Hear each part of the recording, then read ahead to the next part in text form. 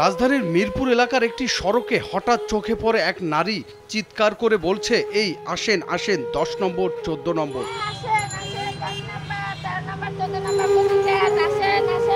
ওই নারী বসে আছেন একটি রিকশার হ্যান্ডেল ধরে। মূলত এভাবেই রিকশায় যাত্রী ডাকছেন তিনি। কিছুক্ষণের মধ্যেই কয়েকজন যাত্রী উঠল তার রিকশায়, সোজা সড়কে টান দিলেন তিনি। তার নাম মমতাজ বেগম। এক সময় ছিলেন গার্মেন্টস কর্মী। চোখের সমস্যার কারণে চাকরি চলে যায় তার। ঘরে থাকা অসুস্থ স্বামীর মুখে দুবেলা দুমুঠো ডাল ভাত জোটাতে প্রতিদিন ঢাকার রাস্তায় এভাবেই রিকশার হ্যান্ডেল ধরে ছুটে বেড়ান তিনি। স্বামী যদি সুস্থ থাকতো, স্বামী যদি ভালো থাকতো, তাও তো রাস্তায় নামা লাগতো না। আমি জীবনের প্রথমে গার্মেন্টস চাকরি করতাম। চাকরি করা অবস্থায় হঠাৎ করে আমার দাঁড়ার সমস্যা দেখা দিল। তারপর মানে চোখ ধরে গেছে, চোখে দেখি না। এলো ভিশন মুশকিল আসান অফার। যে কোনো ব্র্যান্ডের পুরনো ফ্রিজ নিয়ে চলে আসুন ভিশন শোরুমে আর নিয়ে যান নতুন ভিশন ফ্রিজ 20% পর্যন্ত ছাড়। এক সময় সড়কে চলা গাড়ির ধোঁয়াই সহ্য করতে পারতেন না মমতাজ, আর এখন বাধ্য হয়ে সেই ধোঁয়ার সঙ্গেই তার বসবাস। সড়কে প্রতিনিয়তই তাকে শুনতে হয় নানা রকমের কটূক্তিও। বাপ মা আমার কে জন্ম দিল, জন্ম দিয়ে মানুষ করতে পারলো না। জীবনে কিসের জন্য আমাকে জন্ম দিল, কিসের জন্য আল্লাহ আমাকে দুনিয়াতে পাঠাইলো, কিসের জন্য গালাগালি করবে, কিসের জন্য করবে। এরা বোঝে না আমাকে পেটে ভাত থাকলে, পেটে যদি ভাত থাকতো, মাথা যদি চাপ থাকতো, আমরা জীবনে রাস্তায় নামতাম না, কথা শুনতাম না আমরা।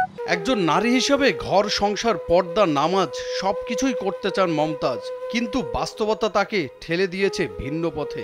আমি যেই বাড়ির মায়া, এটা আমার 5 ওয়াক্ত নামাজ পড়া এবং খাস পর্দা থাকা উচিত, কিন্তু আমি পারি না। আমি মনে মনে অনেক চেষ্টা করি যে আমি যদি একটু ঘর করে 5 ওয়াক্ত নামাজ কালাম পড়তে পারতাম, কতক্ষণ বাঁচবো ভাই, জীবন মানুষের কতক্ষণ। অসুস্থ স্বামীর মুখের আহার জোগাড় করতে যে অটোরিকশা চালান তিনি, সেটিও ভাড়ায় নেয়া। উপার্জনের অন্য কোনো ব্যবস্থা হলে রাস্তায় আর রিকশা চালাতে চান না মমতাজ। আমার একটা ঘর করার স্বপ্ন আছে, আমি একটা ঘর করবো, 5 ওয়াক্ত নামাজ কালাম ঘরে থাকি, আমার আর কোনো স্বপ্ন নাই। নিজের স্ত্রী রিকশা চালিয়ে উপার্জন করে খাওয়ায়, ঘর ভাড়ার টাকা দিতে না পারায় বকাঝকা করে বাড়ির মালিকও।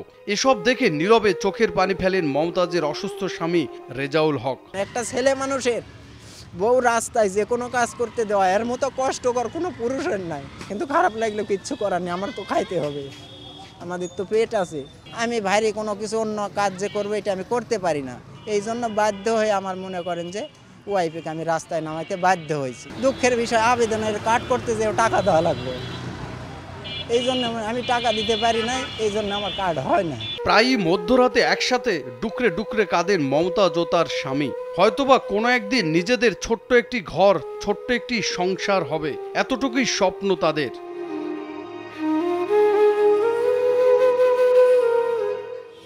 নিজের প্রতিবন্ধী স্বামীর মুখে 3 বেলা খাবার তুলে দিতে প্রতিদিন এভাবেই ঢাকার সড়কে দাপিয়ে বেড়ান মমতাজ বেগম। তার স্বপ্ন একদিন নিজের একটি রিকশা হবে, ছোট্ট একটি ঘর, যে ঘরে প্রতিবন্ধী স্বামীকে নিয়ে তিনি কাটাতে চান সারাটি জীবন। জনি রায়হান, কালবেলা।